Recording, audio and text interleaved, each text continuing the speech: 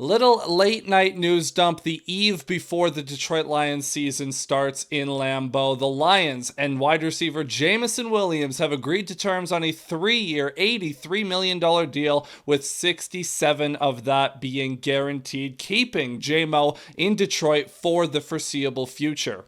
Now, admittedly, this deal is a slight surprise because based on everything we had heard this offseason, the Lions weren't ready to commit to JMO on a big extension because, after all, he only has 1 year of proven production last season when he crossed the 1,000-yard threshold for the first time in his career, and that was the first time that he was generally effective as a former first round pick. The first few seasons of his career marred by injuries and suspensions and off-field shenanigans. Last year, JMO took a big step in the maturation process and becoming a legitimate NFL wide receiver, and he showed a lot of development in his game, a lot better as a route runner, a lot better with his timing, and a lot better at mastering the little things that are going to allow him to weaponize these special physical traits that he has. In just 15 games last season, Williams caught 58 passes for over 1,000 yards, barely 1,001 yards, and he had 7 total touchdowns. It was a true breakout season, and you saw just time and time again his ability to break a game wide open. There was the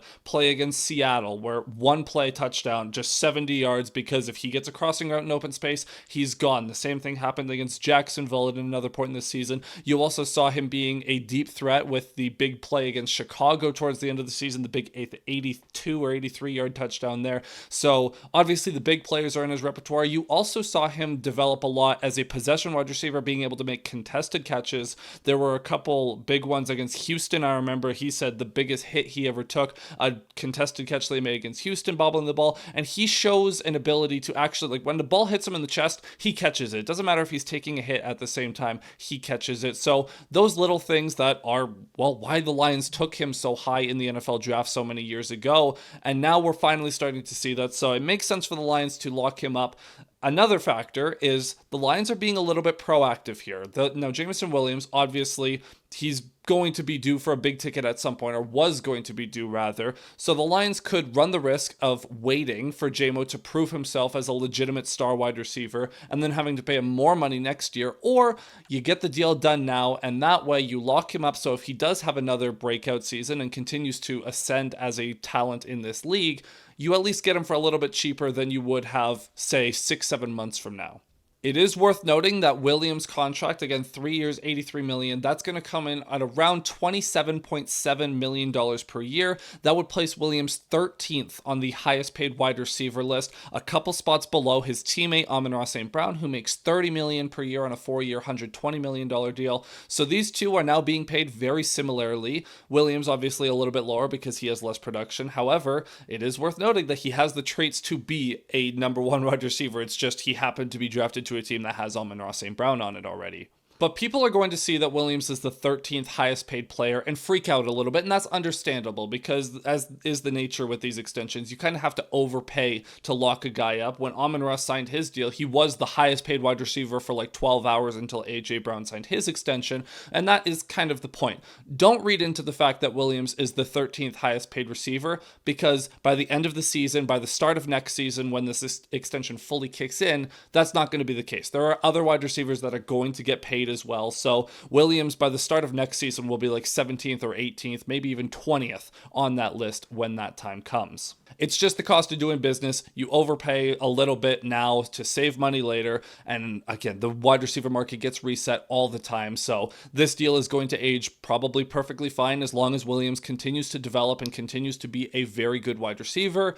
So yeah, that's the deal. The one thing we don't know at the time of recording this video that we will find out in the coming days is whether or not the 5th-year option is incorporated into this deal, which would make it a 4-year extension basically, because if he's already under contract for next year anyways, then that would be 3 years on top of that. His 5th-year extension was going to cost the Lions $15.5 million, according to Pride of Detroit, in 2026. So if the 5th-year option is wiped out, then it's just a 3-year deal, and he will become a free agent after the 2028 season. If if the 5th-year extension is baked into this and it's still valid, then he will become a free agent after the 2029 season. Now, lastly, before we wrap up this video, I should also mention another piece of news drop, this coming from Adam Schefter, that the Lions and Aiden Hutchinson have had positive contract conversations, but are not expected to reach a deal before the season starts in like 16 hours, which is totally fine. Maybe they do a deal in season, but Hutch, I think this is entirely being held up by Hutchinson's camp, which is very logical of them. Micah Parsons just reset the edge market for $47 million. I don't think Hutch will quite get to that point, but he'll probably get like 45.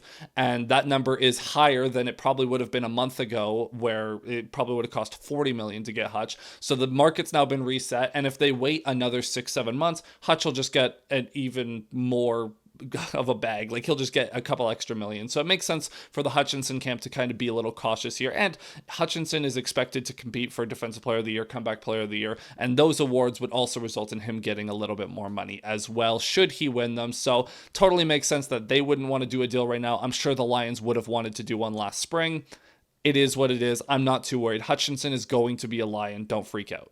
So that's going to be it for this video. Thank you so much for watching. Just a quick little bite-sized one the night before the game. I'm going to be streaming tomorrow during Lions and Packers, so make sure to subscribe and ring that notification bell so you don't miss that live stream. I'll also have a post-game after that game as well, so be on the lookout for that. Lots of content going out this weekend. I also just put out a beginner's guide, so if you aren't up to date on what's going on with Lions and Packers and you haven't gotten a preview in, go watch that preview. It'll give you all the information you need to know before the big game tomorrow. Aside from that, thank you so much for watching. I'll see you guys next time. Cheers.